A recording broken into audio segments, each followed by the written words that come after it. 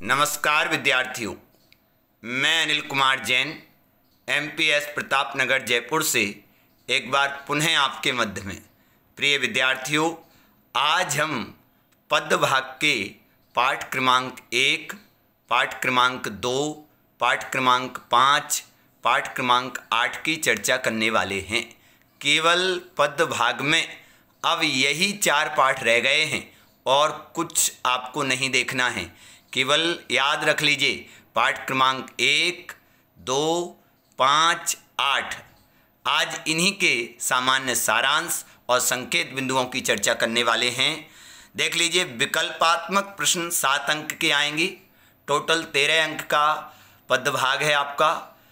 विकल्पात्मक प्रश्न 7 अंक के और वर्णात्मक प्रश्न जिनके उत्तर 40 से 50 शब्दों में देने होंगे, 3 प्रश्न आएंगे 2-2 अंक के। इस तरह से 6 अंक के वर्णात्मक प्रश्न और 7 अंक के विकल्पात्मक प्रश्न, टोटल 13 अंक का पदभाग है। देखिए, क्रमशः हम एक एक पाठ को देखते हैं। सबसे पहले सूरदास के पदों का सारांश। सूरदास के पदों का सारांश ध्यान से सुनिए विद्यार्थियों। कभी कभी बहुत पढ़ना कारगर नहीं होता है, लेकिन कम समय में अच्छा सुन लेना कारगर हो जाता है।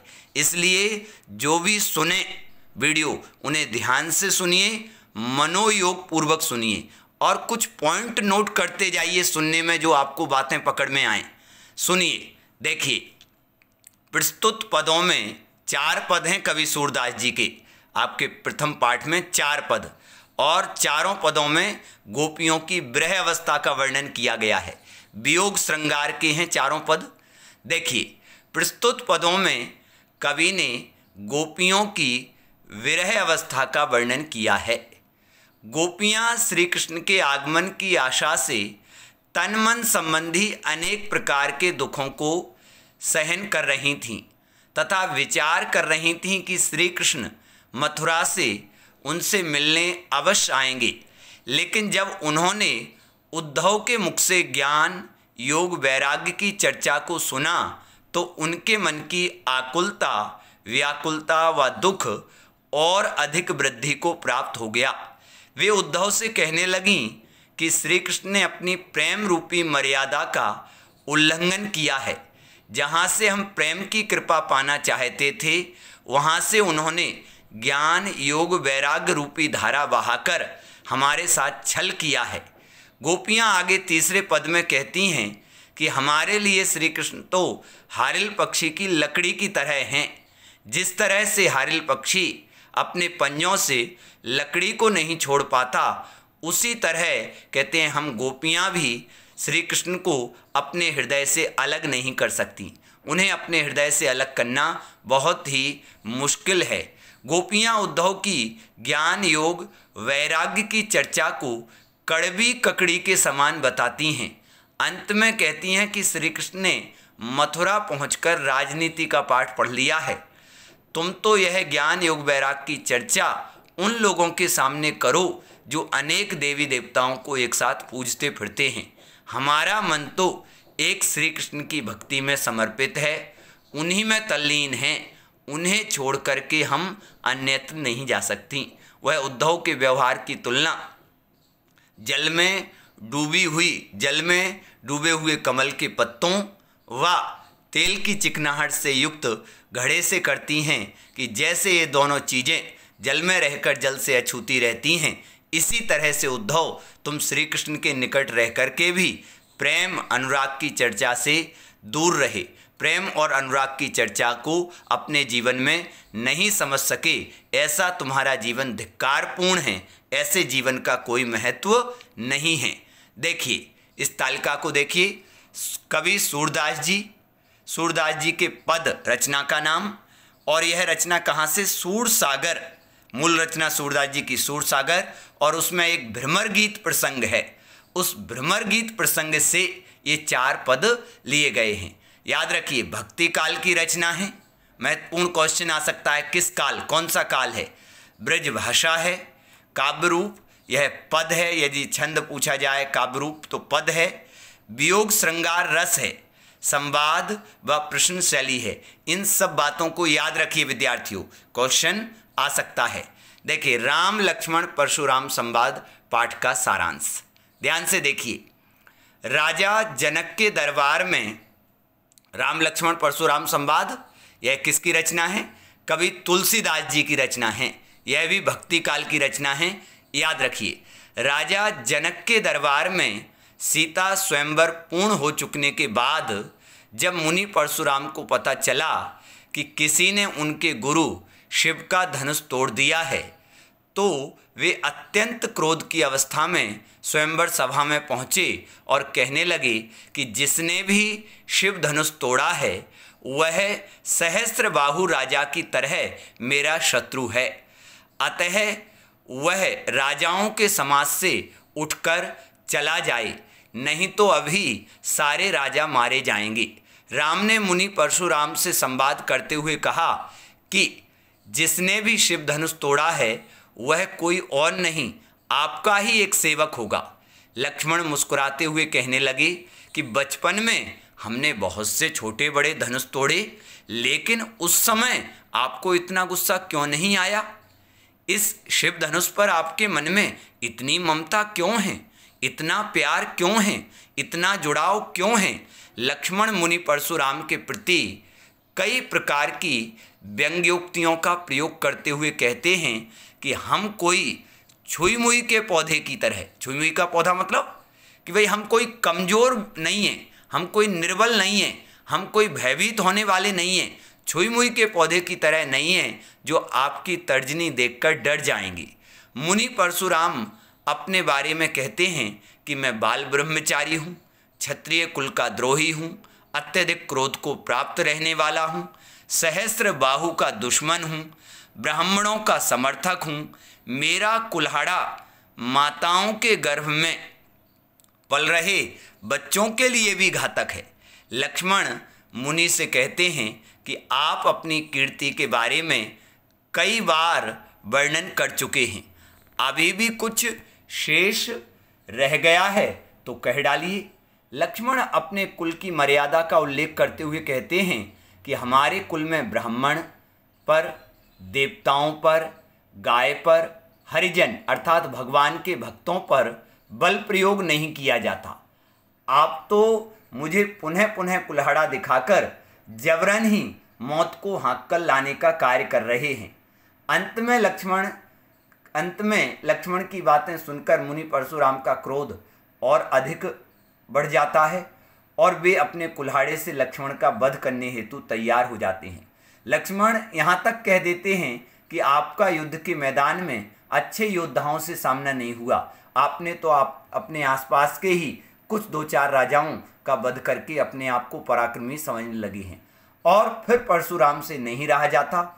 जब राम को स्थिति बिगड़ती हुई दिखाई देती है तब राम अपने नेत्रों के इशारे से लक्ष्मण को अलग हटने का संकेत करते हैं और जल के समान शीतल वाणी का प्रयोग करके परशुराम की क्रोध रूपी अग्नि को शांत करते हैं। तो इस तरह से ये 6 काव्यांश हैं आपके इस पाठ में, 6 काव्यांश।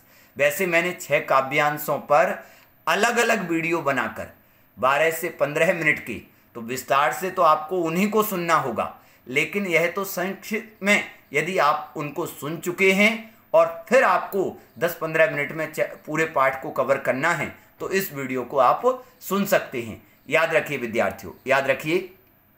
आगे इस तालिका को देखिए, राम लक्ष्मण परशुराम संवाद, यह रचना, मूल रचना रामचरितमानस और बालकांड, वहाँ से यह राम लक्ष्मण परशुराम संवाद प्रसंग को लिया गया है। इसके कवि तुलसीदास जी हैं।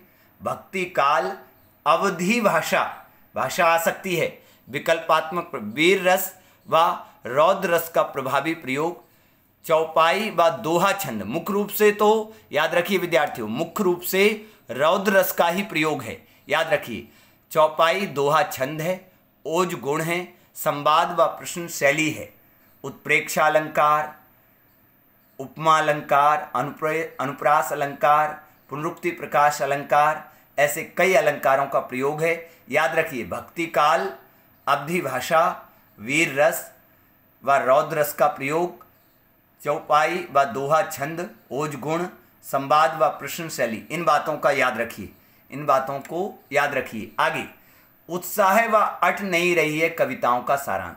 दोनों कविताएं कवि सूर्यकांत त्रिपाठी निराला के द्वारा रचित हैं, आधुनिक काल की हैं, याद रखिए आधुनिक काल की हैं और खड़ी बोली हिंदी की हैं, तीनों बातें। उत्साह कविता के माध्यम से कवि ने धरती पर बादलों का आह्वान किया है। कवि का मानना है कि बादल उत्साह, क्रांति, चेतना व बदलाव के प्रतीक हैं। बादलों की गर्जन एक ओर धरती पर व्याप्त रहे शत्रु के बल को कमजोर कर सामाजिक बुराइयों को तहस नहस करने वाली है, तो वहीं दूसरी ओर बादलों का बरसना धरती पर गर्मी से बेचैन आकुल जन की प्यास बुझाने का माध्यम है तथा नव परिवर्तन व नव बदलाव का आधार भी है। कवि कहता है कि आकाश में छाए हुए बादल घुंघराले बालों की तरह काले बाल कल्पना के समान व अपनी कविताओं से नव जीवन प्रदान करने वाले कवि की तरह नव परिवर्तन के प्रतीक हैं। विद्यार्थियों याद रखिए, उत्साह कविता में कवि ने गरजते हुए, उमड़ते घुमड़ते हुए, जोर जोर की गर्जना करते हुए कहते हैं बादलों का आह्वान किया है। कवि ऐसे बादलों को क्रांति, चेतना, बदलाव, जोश व पौरुष का प्रतीक मानता है। कवि समाज में ऐसे बादलों का आह्वान करके एक ओर समाज के अंधविश्वासों, बुराइयों को तहस नहस करना चाहता है, तो दूसरी ओर धरती पर गर्मी के कारण बेचैन विकल लोगों की प्यास बुझाने का भी काम करवाना चाहता है।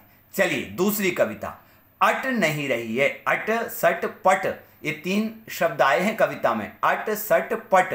अट, सट, पट मतलब समाना, तीनों का अर्थ एक ही। कविता के माध्यम से कवि ने बसंत ऋतु के आगमन पर फागुन मास में जो चारों तरफ प्राकृतिक सुषमा, प्राकृतिक सौंदर्य रहता है, उस सौंदर्य के प्रति पशु, पक्षी, प्राणी, मनुष्य सभी समर्पित हैं का वर्णन किया है। प्रकृति का कोना कोना भव्यता, सुंदरता व वसंतकालीन मंद मंद समीर से भरा पड़ा है और पशु, पक्षी, प्राणी, चेतन अचेतन जगत कहते हैं ऐसे वातावरण में अपने एक अलग ही ऊर्जावान रूप में दिखाई दे रहा है। इसी बात का कवि ने इस कविता के माध्यम से वर्णन किया है। विद्यार्थियों, विस्तार से इसके मैंने 2 वीडियो बनाए थे, विस्तार से इसके 2 वीडियो 20-20 मिनट के, उन्हें सुनिए विद्यार्थियों, उन्हें सुनिए ध्यान से। आगे तालिका देखिए, 2 कविताएं कवि सूर्यकांत त्रिपाठी निराला की, याद रखिए आधुनिक काल, उत्साह कविता आह्वान गीत है, अट नहीं रही है मुक्त छंद की कविता, खड़ी बोली हिंदी भाषा पूछी जाए, संस्कृत निष्ठ तत्सम शब्दावली, प्रतीकात्मक शब्दों का प्रयोग। याद रखिए विद्यार्थियों, याद रखिए, याद रखिए। कन्यादान करते समय, अब हम कन्यादान कविता पर आ चुके हैं। कन्यादान कविता पाठ कौन सा? पाठ कौन सा? 8, पाठ 8 याद रहेगा। कवि ऋतुराज के द्वारा रचित कविता कन्यादान। कन्यादान करते समय कन्या की माँ का दुख बहुत सच्चा और वास्तविकता से युक्त था। आखिर उसकी कन्या उसकी अंतिम पूंजी थी। उसकी कन्या अभी पूरी तरह सयानी नहीं थी। उसे संसार के कुछ सुखों का तो आभास था, किंतु आने वाले दुखों का बोध नहीं था। वह जीवन की कुछ मधुर कल्पनाओं में जी रही थी। माँ ने उसे विदा करते समय समझाया कि वह जीवन के बाहरी सौंदर्य और वस्त्र आभूषणों पर ना रीझे, ये सब भ्रम है। वह जीवन की भयानक वास्तविकताओं को समझे, कष्टों को जाने और लड़की होकर भी लड़की जैसी भोली ना बने। किसी भी रूप में अपना शोषण ना होने दे, अपने ऊपर किसी भी प्रकार का अत्याचार ना होने दे। यहाँ पर विद्यार्थियों, कवि ऋतुराज ने नारी जीवन के प्रति अपनी गहरी संवेदनशीलता प्रकट की है और एक परंपरागत माँ से हटकर एक नई माँ की कल्पना की है। परंपरागत माँ तो अपनी बेटी को विदा करते हुए कहती है कि बेटा, आज तक तेरा पालन पोषण हमारा कर्तव्य था, अब तुझे ससुराल पक्ष में सुख मिले तो ये तेरी किस्मत और दुख मिले तो ये तेरी किस्मत, तुझे ही सब सामना करना है। लेकिन कविता में वर्णित माँ, कवि ने जिस माँ की कल्पना की है वह कह रही है कि देख, सुख मिले तो अच्छी बात है, लेकिन यदि किसी भी प्रकार से तुझे दहेज की अग्नि में धकेला जाए, तेरे ऊपर अत्याचार और शोषण किया जाए, तुझे परेशान किया जाए, तो तू इस अपने प्रति हो रहे शोषण और अत्याचार को मौन होकर के सहन मत करती रहना। उसका सही समय पर अपने प्रति हो रहे गलत का विरोध करना, तो तू स्त्री जीवन को जी सकेगी, तो तू इस समाज में रह सकेगी। कविता की अंतिम पंक्ति यही है कि लड़की होना पर लड़की जैसी दिखाई मत देना। महत्वपूर्ण क्वेश्चन बन सकता है इस पर विद्यार्थियों। लड़की होना पर लड़की जैसी दिखाई मत देना। लड़की होने का तात्पर्य है कि तू स्त्री जन्य लज्जा, मान, मर्यादा, कोमलता, विनयशीलता, इन सब गुणों को अपने व्यक्तित्व में कायम रखना, लेकिन लड़की जैसी दिखाई मत देना। अर्थात तेरे ऊपर किसी प्रकार से अत्याचार, शोषण होने लगे, तुझे दहेज की अग्नि में धकेला जाने लगे, तो उस समय तू मौन मत बैठी रहना, उस समय तू चुपचाप मत बैठी रहना, अपने प्रति हो रहे गलत का विरोध करना, तो तू स्त्री जीवन को जी सकेगी। देखिए अंत में विद्यार्थियों, कन्यादान कविता याद रखिए, यह ऋतुराज आधुनिक काल मुक्त छंद की कविता है। आधुनिक काल मुक्त छंद की कविता, खड़ी बोली हिंदी, खड़ी बोली हिंदी संस्कृत निष्ठ तत्सम शब्दावली, याद रखिए। तो इस तरह से विद्यार्थियों हमने कवि सूरदास जी के 4 पद भक्ति काल के हैं और ब्रज भाषा के हैं, याद रखिए। तुलसीदास के 6 राम लक्ष्मण परशुराम संवाद प्रसंग के 6 काव्यांश भक्ति काल के हैं और अवधी भाषा के हैं। भक्ति काल, अवधी भाषा, चौपाई, दोहा, छंद, याद रखिए। इसी तरह से कवि सूर्यकांत त्रिपाठी निराला की 2 कविताएं उत्साह और अटनई रही है। आधुनिक काल खड़ी बोली हिंदी मुक्त छंद की हैं। इसी तरह कन्यादान कविता, आधुनिक काल मुक्त छंद, खड़ी बोली हिंदी, कवि ऋतुराज। तो इस तरह से 4 काव्य पाठों की हमने संक्षिप्त में वार्ता की। आप सभी विस्तार से जो मैंने हर कविता पर, जैसे सूरदास के पदों पर मैंने 6 से 7 वीडियो, इसी तरह से राम लक्ष्मण परशुराम संवाद तुलसीदास की इस रचना पर 7 वीडियो, इसी तरह कन्यादान कविता का 1 वीडियो और सूर्यकांत त्रिपाठी निराला की दोनों कविताओं पर अलग अलग 2 वीडियो, तो आप उन्हें सभी को सुनिए। आपकी अच्छी तैयारी होगी, आप अच्छी मेहनत करिए। निश्चित रूप से मन से की गई मेहनत 100% आपको हिमालय जैसी ऊंचाई प्रदान करेगी। इसी भावना के साथ, इसी विचार के साथ आज का यह वीडियो समाप्त करता हूं। नमस्कार विद्यार्थियों, पढ़ते रहिए, तैयारी करते रहिए, अपने आप को समर्पित रखिए।